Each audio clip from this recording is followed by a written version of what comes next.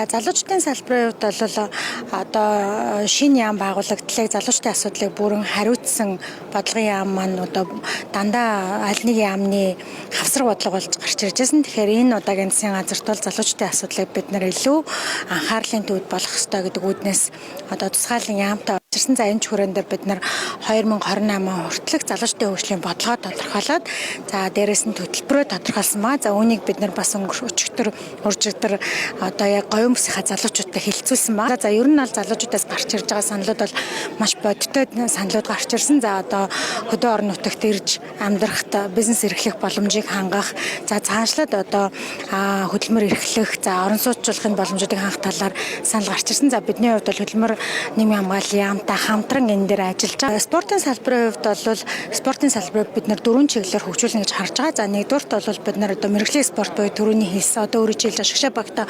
холбогдуулан одоо өндөр зэрэглэлийн тамирчдыг хэрхэн олон улсын түвшинд зөв оролцуулж за үгээр дамжуулан одоо Монголын нэр хүндийг дэлхийд дахинд нэмэгдүүлэх. За дээрэс нь одоо мөн үгээр дамжуулан залуучуудыг хэрхэн спортод одоо дуртай болгох уу гэдэг дээр анхаарч байгаа. За хоёрдугаарт бол бид нар спортын эдийн засаг гэдэг дээр анхаарч байгаа. За энэ юу гэхээр мэрэгжлийн спортыг хэрхэн бид нар хөгжүүлж авах вэ? За тэр дундаа одоо үзэгчдийг хэрхэн хөгжүүлж авч явж за дээрэс нь одоо спортоор дамжуулан тамирчид маань өөрөө хэрхэн эдийн засгийн эргэлтэнд орох вэ гэдэг бид нар анхаарах хэрэгтэй гэж үзэж байгаа. За нөгөөтэйгөр бол бид нар мэдээж үндэсний спортоо зөв хөгжүүлж авч явах хэрэгтэй. За үндэсний спортыг бид нар яах юм одоо мэрэгжлийн спорттой харьцуулж явах юм уу?